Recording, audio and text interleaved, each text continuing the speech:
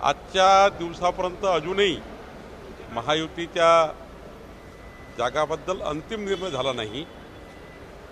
प्राथमिक चर्चा आमची झाली आहे आणि प्राथमिक चर्चा ही उत्तम झाली आहे, समाधानकारक झाली आहे।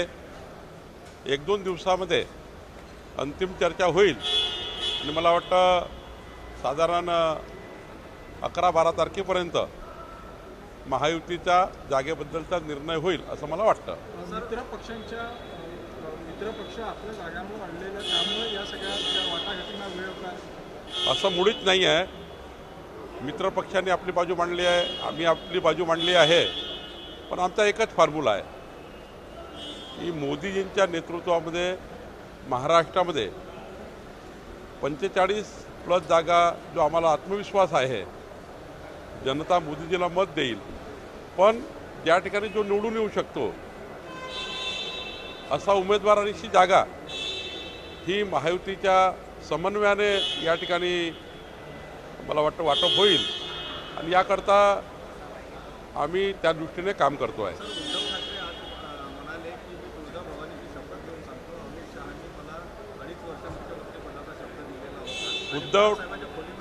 उद्धव ठाकरेसारखा खोटारडा माणूस मी माझ्या आयुष्यात बघितला नाही। उद्धव ठाकरेंनी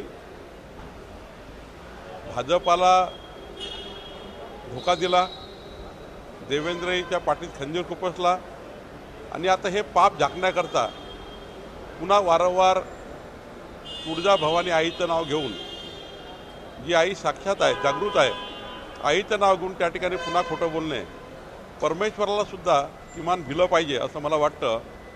हिंदू हृदय सम्राट बाळासाहेब ठाकरे यांची शपथ घेणे इथपर्यंत ठीक आहे, परंतु आई तुळजाभवानी समोर खोटं बोलणे मला वाटतं हे काही योग्य नाही आहे। आज संजय राऊत यांनी देवेंद्र फडणवीसांवर पुन्हा टीका केलेली आहे की देवेंद्र फडणवीस चोरांचे सरदार आहेत, त्यांना तुरुंगात टाकले। संजय राऊतांचं उत्तर नितेश राणे देतील। आज बच्चू कडू यांनी टीका केलेली आहे की भाजप छोट्या मित्रपक्षांसोबत चर्चा करत नाही, त्यामुळे छोट्या मित्रपक्षांना जागा देणार नाही। भारतीय जनता पार्टी नेहमीच छोट्या मित्रपक्षांना घेऊन चालतं आहे।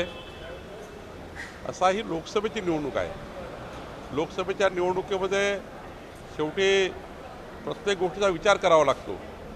आम्ही कुठेही लहान लोकांना मागं ठेवत नाही।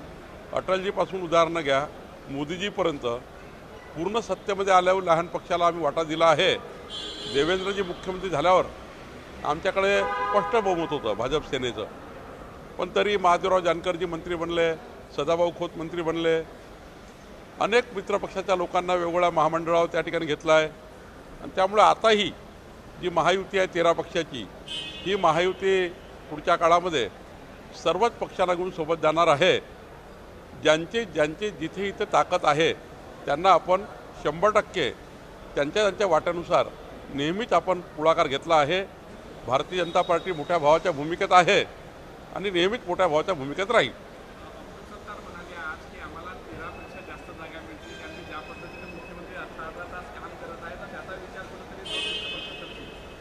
100% त्यांची मागणी आहे, त्या मागणीचा विचार योग्य पद्धतीनेच होईल।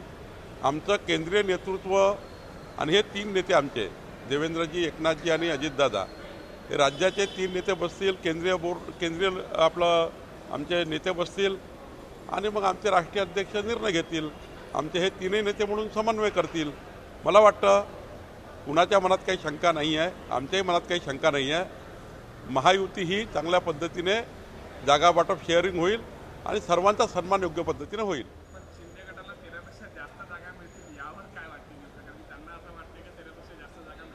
आता असं आहे की महायुतीचा जिंकण्याचा निकष आहे। जिंकण्याच्या निकषामध्ये भाजपाला एक पाय मागे येता येऊ शकतं, काही ठिकाणी एकनाथजी मागे येतील, काही ठिकाणी अजितदादा मागे येतील, काही आम्ही मागे येऊ, आमची NDA या ठिकाणी आहे। त्यामुळं आज हे विचार करता येणार नाही की एवढ्या जागा याला, मात्र सर्वांना सन्मानपूर्वक न्याय मिळेल अशी आम्हालाही अपेक्षा, त्यांनाही अपेक्षा आहे।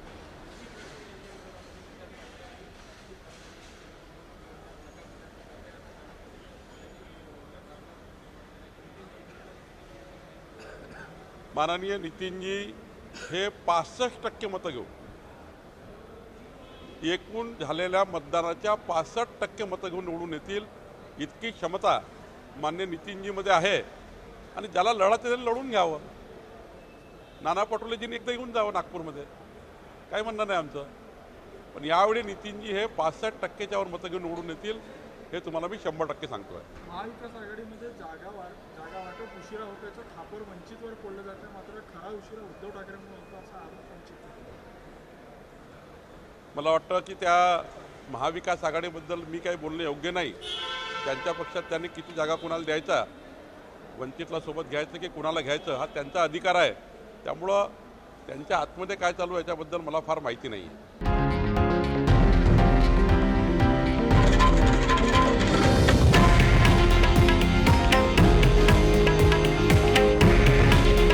हे आहे देशातील नंबर 1 न्यूज नेटवर्क आणि आपण पाहत आहात TV9 मराठी. काळजी तुमची, हित महाराष्ट्राचं.